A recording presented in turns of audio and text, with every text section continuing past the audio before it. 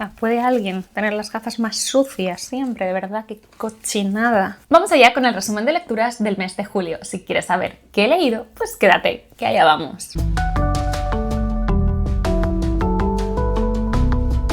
Hola, ¿qué tal? ¿Cómo estás? Espero que muy bien. Yo soy Laura, esto es La Guay de Sí y hoy vengo a contarte qué libritos he leído durante el mes de julio. Espero que este vídeo no sea terrorífico porque de verdad estoy agotada. Ya cojo vacaciones la semana que viene y menos mal porque de verdad es que mi cabeza no funciona. Pero bueno, sin más dilación, vamos allá con las lecturas del mes. Bueno, he vuelto a mi reina, mi diosa Mariana Enríquez y he leído Un lugar soleado para gente sombría, editado por Anagrama. Es una colección de relatos, yo creo que ya tiene un par de años fácil. Yo me lo compré esta feria del libro de Madrid, no la anterior. Me lo firmó la buena Mariana, persona encantadora.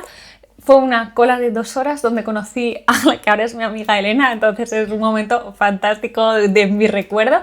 Y era un libro que tenía un poco del paladar de eso, como pues Mariana no siempre saca novelas, porque la señora tiene que escribirla, tiene que hacer sus cosas. Era yo creo el último que me quedaba de cuentos por leer y era como, me lo estaba reservando, pero fue como, venga, va, ya está. Quiero leerlo, lo hemos leído en el club de lectura, hemos ido comentando cuento a cuento y ha sido muy, muy guay. Si no has leído a Mariana Enríquez todavía, por el motivo que sea, pues yo siempre os animo a leerla porque es una de mis autoras favoritas, pero tengo que decir que yo antes de leerla, aunque tenía la sensación que me iba a gustar mucho, no me atrevía porque, bueno, él escribe terror, podemos decir, y yo no tenía del todo claro si me iba a sentir cómoda, y si lo iba a pasar mal o qué. Entonces empecé con sus cuentos, yo empecé con Las cosas que perdimos en el fuego y como me encantaron ya me tiré en plancha a Por nuestra parte noche, que es una novela increíble, fue de mis mejores lecturas de hace un par de años y tal. Entonces bueno, la verdad que yo suelo recomendar entrar por cualquiera de sus colecciones de cuentos para ver si te gusta lo que ella hace. Este también me parece tan bueno como cualquier otra de sus colecciones para empezar a leerla. Un lugar soleado para gente sombría, que es un título que me encanta, por cierto. Digamos que tiene todos los relatos que lo componen tienen un denominador común, o casi todos ellos, que son los fantasmas, son cuentos de fantasmas, podríamos decir. ¿Qué pasa? Que no son fantasmas, o no todos ellos son fantasmas al uso de sábana blanca en un castillo, ¿no? Los hay de muchos tipos, a veces los fantasmas están dentro de las personas, a veces no, a veces los fantasmas tienen voz y son ellos los que nos narran su propia historia. Entonces, bueno, está genial, hay relatos que dan miedo y hay otros que son más bien perturbadores o incómodos, ¿vale? Hay líneas que unen los cuentos unos con otros, están interrelacionadas de una manera muy sutil. De hecho, esto era una sensación que teníamos todo el rato cuando leíamos los cuentos, y leyendo una entrevista de Mariana Enríquez, efectivamente ella dice que todos los cuentos están interconectados. Yo creo que no he logrado conectarlos todos, al menos de momento. Los he leído como si fueran cosas individuales y me ha parecido fantástico. Lo que hace en la mayoría de los casos Mariana Enríquez es partir de la cotidianidad y de los problemas que dan miedo realmente, ¿no?, del mundo actual, y les da un girito de tuerca para que dé pues, un miedo desde un punto de vista a veces pues, más fantástico, como digo, con temas de fantasmas. Pero una cosa muy guay es que en este libro no son los fantasmas o los seres así más que tiran a lo monstruoso lo que dan verdadero miedo. Lo que da miedo en la mayoría de los casos no dejan de ser los seres humanos y la sociedad que hemos construido, el sistema que lo soporta y demás. Hay algunos relatos que hablan de dramas familiares, que son súper favoritos, hablan otros de salud mental.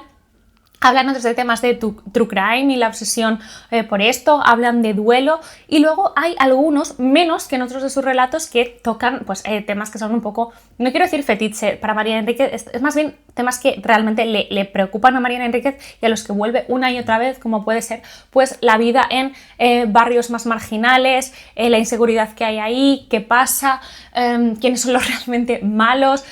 ¿Por qué tenemos miedo a ciertas personas solo porque son diferentes o están en una situación absolutamente vulnerable y aún por encima nosotros los tenemos miedo? Bueno, algunos de mis relatos favoritos han sido La desgracia en la cara, que me encantó, Julie y los pájaros de la noche, me gustó mucho Diferentes colores hechos de lágrimas, Cementerio de heladeras y Ojos negros, por deciros algunos de los que más me han gustado, pero tengo que decir que en general casi todos me han gustado muchísimo, incluso los que en una primera lectura no me había gustado tanto. Cuando lo he comentado en el club de lectura he visto otros matices a los que a lo mejor yo no había llegado, y es que me ha parecido una colección de relatos muy redonda, muy potente, con mensajes en todos ellos. Que estaba hablando antes de los temas esos que preocupan y que interesa a Mariana seguir ahondando sobre ellos. Hay algunos de ellos que hablan de la dictadura militar de Argentina, que habla de los desaparecidos, que habla de las consecuencias hoy en día, estas heridas aún abiertas, que son temas que toca, por ejemplo, en Nuestra parte de noche y también en relatos de tus otras colecciones. Hay muchos personajes femeninos protagonistas aquí, los hay vivos, los hay muertos, como os decía. Hay ciertos temas en común, la mayoría de ellos son personas que están en duelo de una forma u otra, aunque no sea el tema, ¿no? Pues han perdido a su madre, hablan de relaciones entre hermanos.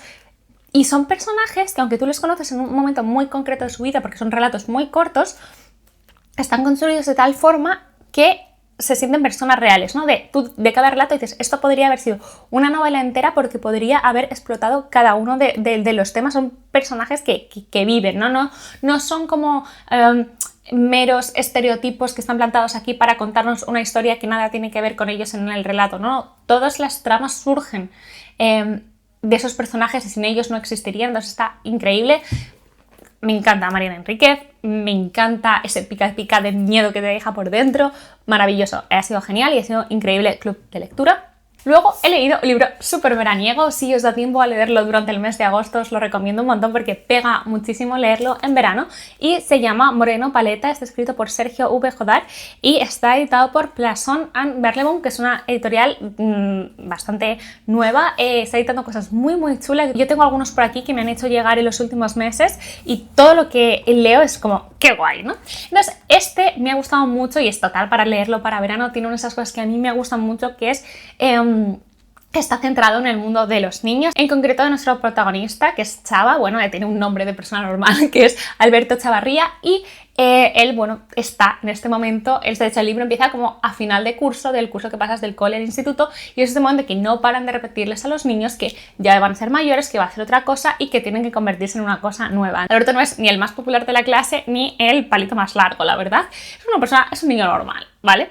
E incluso eso, tiene un poco de miedo a todos estos cambios, y un poco arrastrado por uno de sus amigos, va a hacer una lista de todas las cosas que le van a convertir en una persona mayor durante el verano, y va a tener que hacer un check, ¿no? Empezando por un cambio del nombre, y a partir de ahora se va a hacer llamar Chava. Y bueno, vamos a acompañarle durante este verano a él y a su familia. Su familia es de clase obrera y veranean en un camping. El padre está en paro, la madre es limpiadora, y van un poco al día, pasan las vacaciones con sus abuelos en el camping. Y entonces, bueno, ya sabéis que a mí las relaciones con los abuelos siempre me parecen como muy tiernas, aunque no son el centro de la novela, sí tienen un papel importante. Y bueno, pues los hermanos de Chava pues son adolescentes, ya están en otras cosas, ¿no? Y está muy contado con mucha gracia este libro. Al principio me recordaba como una versión en niño de Voz de Vieja, de Elisa Victoria, que lo leí hace unos años, editado por Blackie Books, pero, o sea, es verdad que sí que tiene una premisa parecida, ¿no? Que están centrados en unos niños en estos veranos donde se acaba la infancia, pero bueno, son cosas diferentes. Este libro tiene muchas cosas que me hicieron reír, está escrito con mucha ligereza, es muy generacional. Si fuiste un niño de los 90, o sea, te va a desbloquear un montón de recuerdos, desde los helados, el Grand Prix, las modas, las canciones, las cosas que hacíamos, a lo que jugábamos. En ese sentido está escrito genial, y verdad que yo me reí mucho. ¿Qué pasa? Que todo el rato tiene un trasfondo un poco oscuro, porque si bien está centrado en el mundo de los niños, aunque no esté narrado por él, sí es un poco como él percibe el mundo. Entonces tú vas captando muchas cosas, ¿no? que están en el entorno de esta familia, y aunque este niño no las entienda del todo, pues tú sí, ¿no? Pues cómo le tratan sus amigos, lo que estará pasando realmente en su casa con sus padres. Bueno, te das cuenta que no están en una situación especialmente buena y demás, y tú lo sufres un poco. ¿Qué pasa? Que además, conforme avanza el libro y van entrando en juego nuevos personajes, porque bueno, el amigo de Chava veranea muy cerca, pero este año ya no va a veranear con él en el camping, sino que su familia ha ascendido y ahora van a veranear en la urbanización de lujo del lugar. Entonces vamos a ver claramente, ¿no?, esta frontera entre los dos mundos, y cómo Chava va a intentar estar de un lado y del otro, y estar intentando ser aceptado y un poco como pasa en la vida adulta, ¿no? Por primera vez te vas dando cuenta de que no eres aceptado porque eres visto como una cosa distinta. Entonces hay cosas que son muy duras y sobre todo al final del libro pasan cosas muy oscuras que, bueno, pues en el tono en el que iba el resto del libro a mí me sorprendió un poco y son muy incómodas de leer. Creo que es un spoiler decirlas, pero bueno, tengo que decir que al leer eso digo, bueno, pues ya no se lo recomendaría a todo el mundo porque hay temas de los que no todo el mundo quiere leer.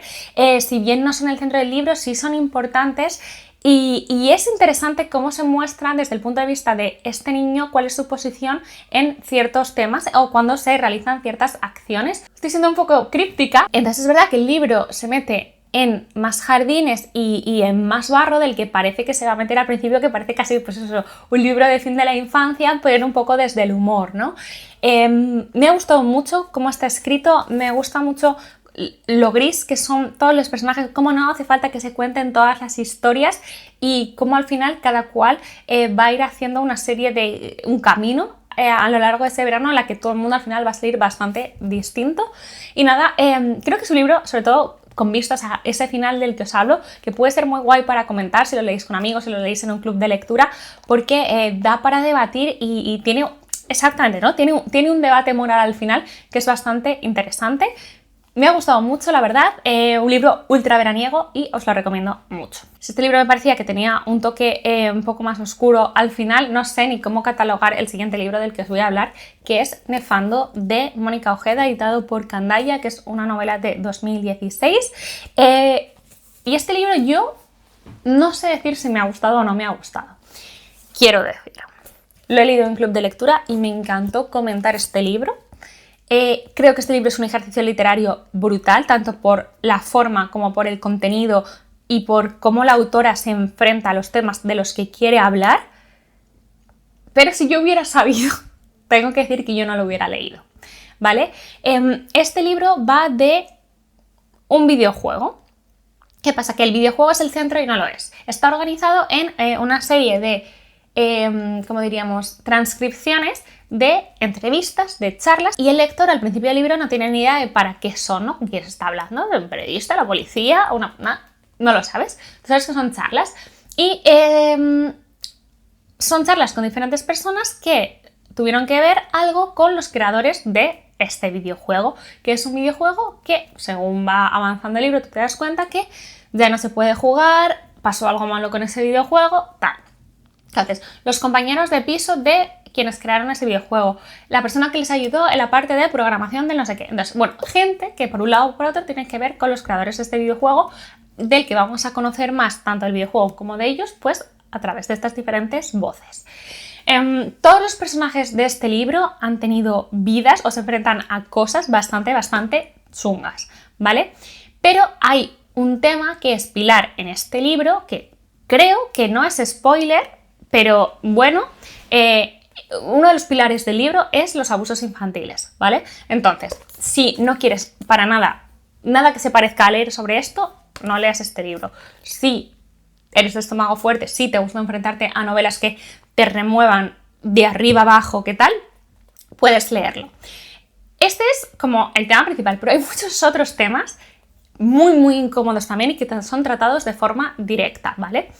Entonces es muy guay como lector enfrentarte a un libro que está poniendo con todas las palabras y con todas las imágenes que te puedes imaginar temas de los que tú no quieres oír hablar. No solo este, sino pues también enfrentarse diferentes personas a traumas, a percepción de su propio cuerpo, de su propia historia. Hay también una novela dentro de esta novela que es de lo más incómodo y perturbador que he leído.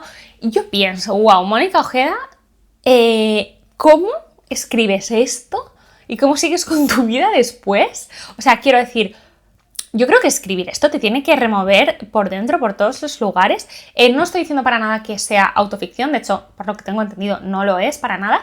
Pero igualmente, ¿no? Tú te has tenido que meter en sitios, has tenido que investigar cómo funcionan ciertas cosas para llegar a esto. Entonces, esta es la historia, por un lado, de muchas vidas donde todo el mundo ha sufrido mucho y luego, aparte de todo lo que muestra y el horror que muestra, que una de las peores cosas y que más te hacen sentir horrible no contigo mismo, sino con la vida, es que lo que pasa aquí, tú sabes que pasa en la vida real de una forma u otra, es que este libro te va a presentar ideas muy bien defendidas de ciertas cosas que van a ir en contra de lo que tú piensas a priori de diferentes temas. Y digo a priori, no digo que el libro te cambie tu forma de mirar, pero está muy bien sustentado lo que piensan los personajes y por qué ellos defienden ciertas cosas, ¿vale? Muy interesante también este libro para debatir y incluso tú para debatir contigo mismo y pelearte con el libro y estar ahí dándole vueltas a 1000 cosas. Es un libro complejo de leer, no solo por lo duro, sino tiene muchas referencias, tiene muchas capas, es un libro para leer atentamente. O sea, de verdad lo digo, atentamente. Por ejemplo, lo que os decía, hay uno de los personajes que escribe una novela y sus partes están escritas, partes en cursiva y partes en normal. Es normal, vaya, ¿me entendéis? Eso es muy importante.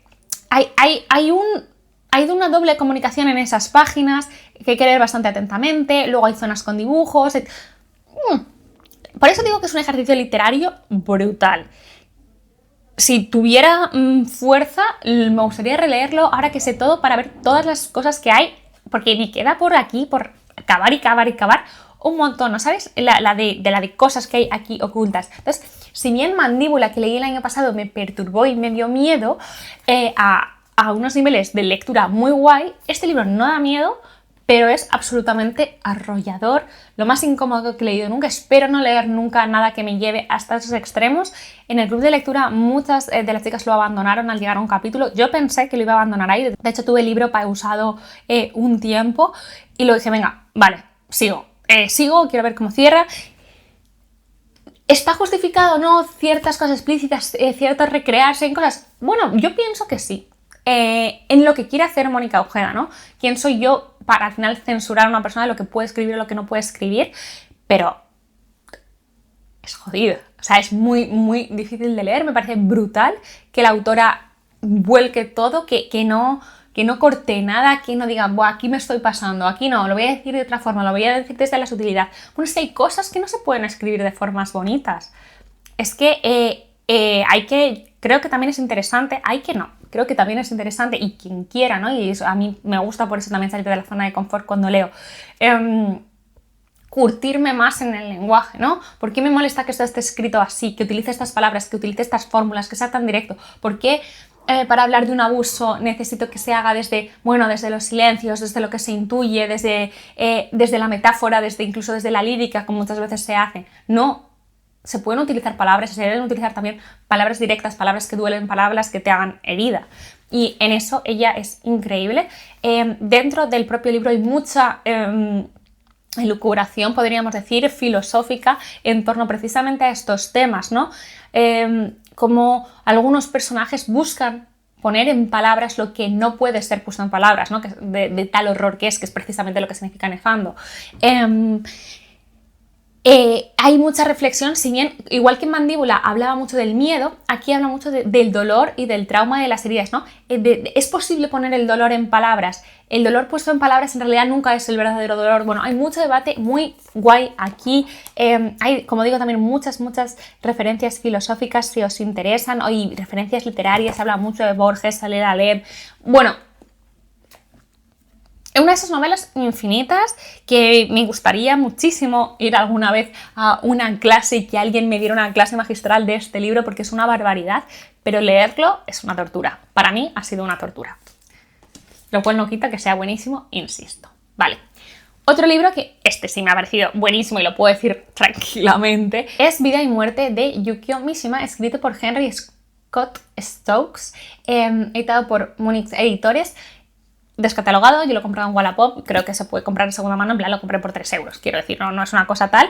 Es una biografía de Yukio Mishima, un autor japonés muy famoso tanto por su obra como por su muerte. Si no lo sabéis, os recomiendo mucho escuchar el capítulo de Grandes Infelices, el podcast de Javier Peña, dedicado a Mishima, porque es brutal y te da muchas ganas de saber más de este autor, capaz de lo mejor y de lo peor. Y esta biografía es muy guay porque yo pensé que la Vida y muerte de Yukio Mishima, el título era como una cosa, pues, como tienes que poner un título, ¿no? A una biografía. No. Intenta todo el rato el autor que conoció a Yukio Mishima tuvo una relación de amistad, podríamos decir, a lo largo de muchos años. Llegó a conocerle, si es que se podía conocer a Mishima de alguna manera así de verdad, una persona con máscaras, con caras, con una personalidad compleja, con muchos complejos en sí mismo, bueno, un tipo muy interesante. Él intenta explicar su muerte no desde la perspectiva de la locura que se dijo muchas veces o desde simplemente el extremismo político de sus ideas, no. Él repasa su vida y entiende y defiende que Yukio Mishima estuvo toda su vida ensayando su muerte en sus ideas, en sus novelas y a través de otras cosas. Esta es una biografía increíble, he quedado fascinada, muchas ganas ahora de releer a Mishima y de volver a leer algunas de sus obras que no he leído.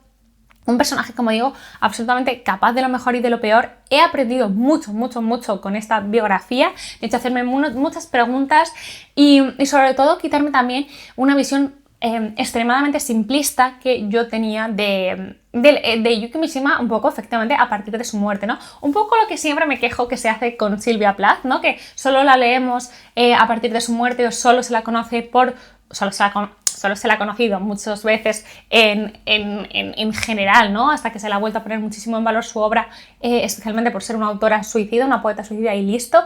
Pues un poco me pasaba lo mismo con Mishima. Y es como, ¡guau! Todo lo que hay detrás, todo lo que llevó aquí es lo importante. Muy guay, si os interesa este personaje. Lo dicho, os lo conté en otro vídeo, creo, tengo muchas ganas de leer más a Mishima, así que durante los próximos meses espero hablaros más de este autor japonés. Por eso tampoco quiero ahora ahondar demasiado en esta biografía, porque creo que tiene más sentido hablaros de lo que he aprendido aquí a partir de cuando hablemos de sus novelas o de, no sé, cómo hablaremos en el futuro de Mishima. Un libro muy particular que a mí me ha gustado mucho, pero bueno, es Los Galgos de Sara Gallardo, autora argentina, editado por Malas Tierras. Esta es una novela de 1968 y que yo he leído porque me lo compré en la Feria Libre de Madrid, porque me lo recomendasteis mucho, fue uno de los libros más recomendados cuando hice lo de libros que me recomiendan mis seguidores, así que tenía que leerlo sí o sí. Me ha gustado mucho. Tengo que decir que igual no era una novela de verano, no lo sé, y mirad qué bastantes partes suceden como en verano, pero por el ritmo, que es bastante lento y tal, y por el tono de la novela, que me parece bastante nostálgico, creo que me hubiera pegado a lo mejor más para el otoño, no sé. Lo hemos leído en el club de lectura de Telegram, ha habido opiniones para todos los gustos, mucha gente ha caído por el camino, creo precisamente por este ritmo. Y bueno, está ambientado en Argentina, pues yo creo que más o menos en la década de los 60 o así, y tiene como protagonista a Julián. Julián es de una familia de una buena posición social y al morir su padre él se reparte con su hermano pues la herencia y tal y bueno, por lo que sea, él se acaba quedando pues con unas tierras donde él decide pues que se va a mudar allí, va a crear pues va a montar allí, va a construir su casa y bueno, pues luego pues va a explotarlas, ¿no? Pues o va a tener animales, va a estar, bueno. Y se muda allí con su pareja, con Lisa. Lisa es una mujer divorciada, es artista, entonces bueno, no termina de ser muy bien aceptada por la familia de Julián, entonces nada, los vemos allí, van a tener unos galgos que van a dar título al libro y el papel de los galgos es además absolutamente simbólico a lo largo de toda la novela. Entonces, bueno, vamos a tener unas primeras dos partes que es la llegada a las zanjas, que es estas tierras de Julián, y va a ser como la llegada al paraíso y construcción del mismo, ¿no? Es un momento de la relación es muy bonita, crean un mundo, ¿no? A su imagen y semejanza, lo que ellos creen donde creen que van a ser felices y, bueno, las cosas que les pasan allí. Todo esto contado con mucha delicadeza desde el punto de vista de Julián, que esto va a ser muy importante. Y luego, bueno, pues el resto del libro va a ser un poco lo que pasa después, ¿no? Entonces va a haber una parte que no se va a desarrollar en Argentina y en las zanjas, sino que va a ser en París, y luego va a haber una vuelta a Argentina en una suerte de novela circular. Me gusta mucho esta novela, con muchas cosas de cómo todo el rato el lenguaje y el estilo y cómo la narración se adapta todo el rato al interior, a cómo se siente nuestro narrador, que es Julián. Julián es un tipo normal, mediocre, y al principio, no sé, es como tú a veces te enfrentas a los libros, pero yo normalmente como que siempre pienso bien de los personajes al principio, ¿no? Incluso cuando hacen cosas que no me parecen del todo bien, siempre suelo dar como una confianza y decir, tío, esta persona es humana, ¿no? Que siempre parece que buscamos en la literatura como modelos de perfección. Y entonces me gusta mucho Julián porque era un personaje muy humano. Sin embargo, Julián a mí te va perdiendo, ¿no? A lo largo del libro te vas enfadando con él y luego te reconquista y luego no y luego tal. Y algo muy guay es que Julián es un personaje que no avanza demasiado.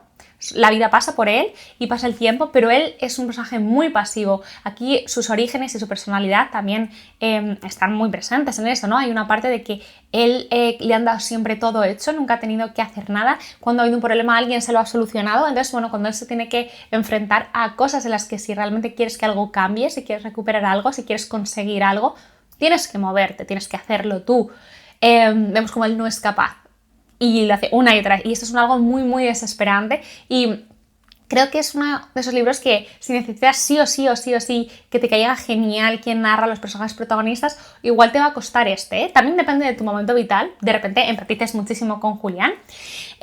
Pero sobre todo tengo que decir que lo que decía al inicio, yo cuando leía la sinopsis, ¿no? Que te contaba más esta primera parte de llegar a las zanjas, de cómo va a estar allí, lo veía como una novela como guay, ¿no? Como que iba a ser como muy de relación con la naturaleza, que lo es, de los perros, de familia, sí, y de que iba a ser mucho, bueno, eso de una novela de campo, ¿no? De cómo era la vida en Argentina en ese momento, en el campo, de cómo eran las cosas, tal. Y no es tanto eso, como digo, es una novela, a mi parecer, bastante nostálgica, una novela triste, incluso pesimista, en relación a la vida del protagonista.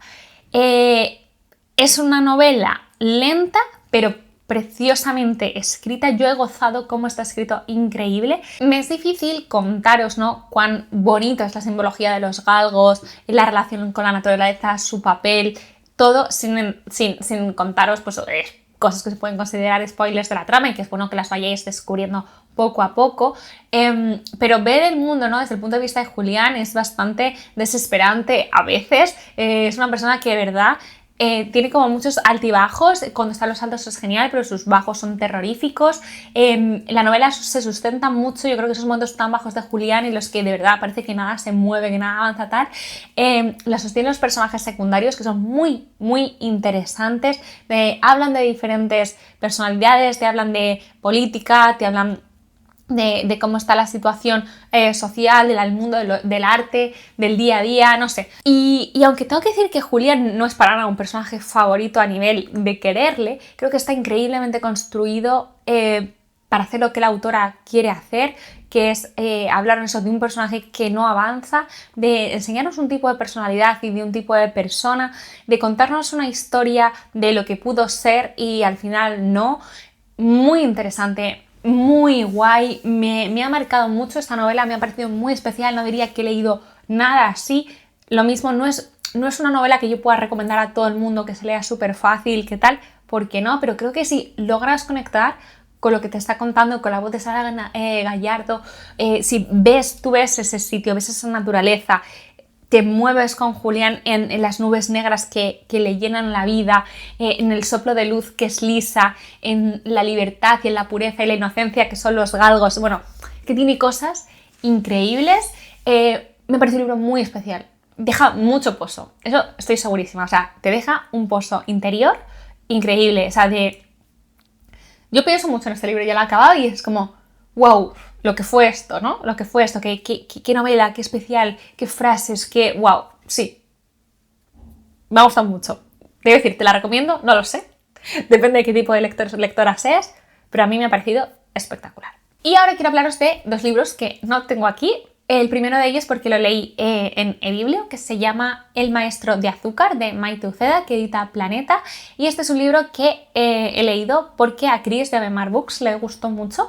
Y me apetecía algo así, me apetecía una de estas novelas históricas de misterio que te tiene como muy atrapada, pero que tampoco tienes que pensar demasiado. Y en ese sentido, esta me lo ha dado todo, me lo he gozado, tengo que decirlo.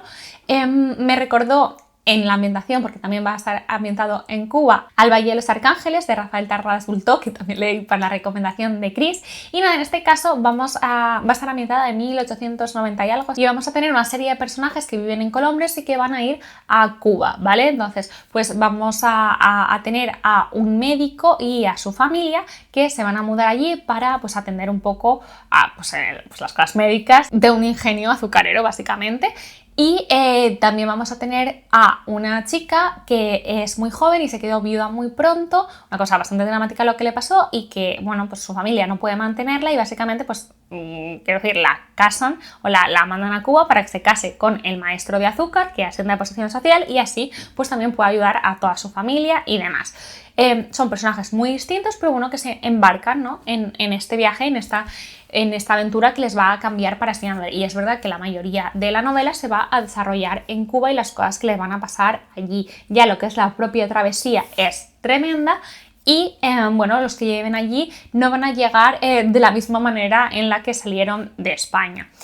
Cada uno va a cumplir pues su papel buenamente pueda, y es una de esas novelas con personajes femeninos súper fuertes, con ideas y que tratan de revelarse o de salirse de ese molde, de ese el lugar tan estrecho que era el rol de las mujeres casi dentro de las casas, como esposas, como madres o como hijas, ¿no? Para tener una serie de objetivos y de inquietudes. Por ejemplo, pues la hija del médico quiere ser médica ella misma, la otra chica a su nivel pues realmente tiene muchas dudas sobre la boda, no solo es casarse, sino también estas ideas de querer casarse un poco por amor, de que su duelo realmente no ha sido bien llevado, y bueno, vamos a tener como diferentes personajes. Y además hay un componente que a mí me gusta mucho, que es cuando una historia se nos cuenta en forma de recuerdo, porque toda esta historia se nos cuenta como una historia que le está contando una mujer muy muy mayor, que nosotros no vamos a saber quién es hasta el final, bueno, es un chico que viene a visitarla porque quiere conocer la historia de la primera mujer que...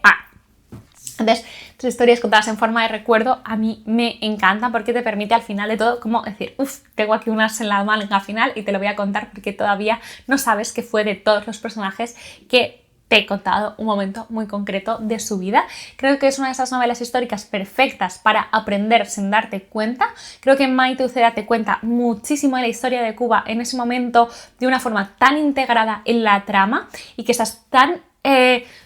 sí, no sé, dentro, que no te das cuenta de que te está dando datos históricos, de que ahora sabes un montón de por qué el azúcar ahí, que si no sé qué, que cuál era el papel del maestro azucarero, por qué es bueno casarse con él.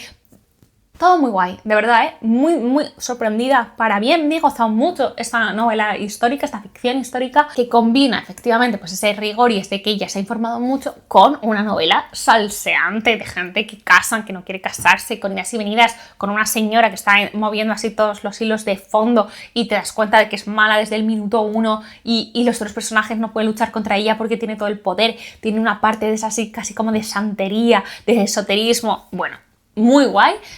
Gracias a Chris una vez más por una recomendación. Creo que fue su mejor novela del año pasado, creo. Y yo siempre las sigo, y todas las novelas con las que es muy pesada las acabo leyendo porque saco muy buenas recomendaciones de libros que yo nunca leería porque no suelen estar como en mi radar.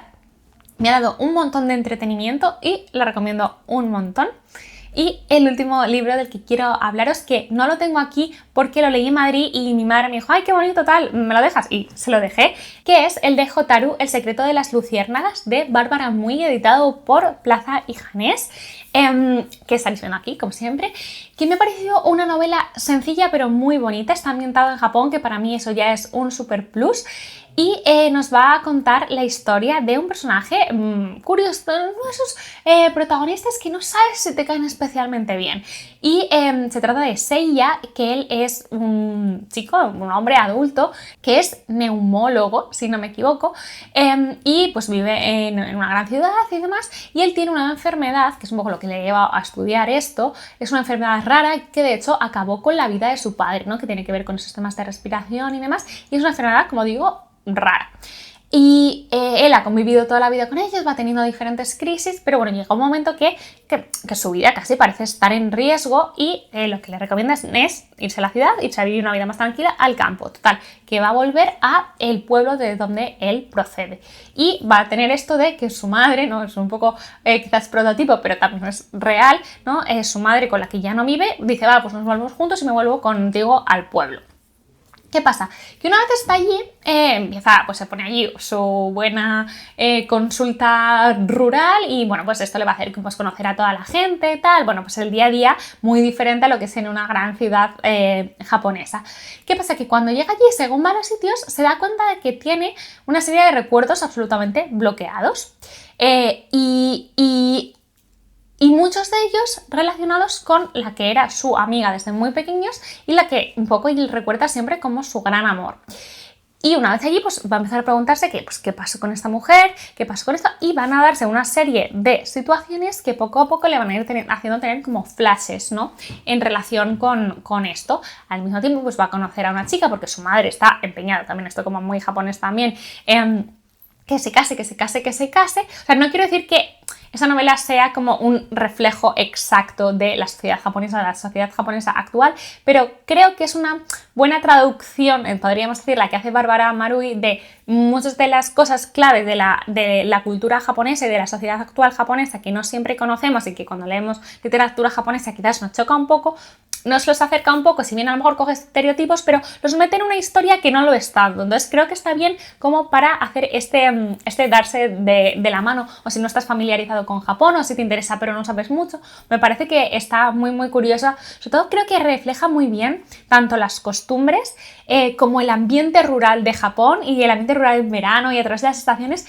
Me gustó mucho, me trasladó mucho a Japón, en concreto, bueno, yo claro le ponía un poco la ambientación que a mí me daba la gana. Hay una zona de montes y así más rural en Japón, una prefectura que se llama Gunma, que a mí me encanta. He viajado bastante por ahí de pueblitos y entonces yo lo llevaba a esos sitios, pero bueno, que me parecía en ese sentido como que cuadraba perfectamente, ¿no? El típico sendero fuera de los pueblos donde caminas y de repente está solo un santuario al final, hay leyendas, el ruido de las chicharras, de las cigarras, no sé, como muy guay esto.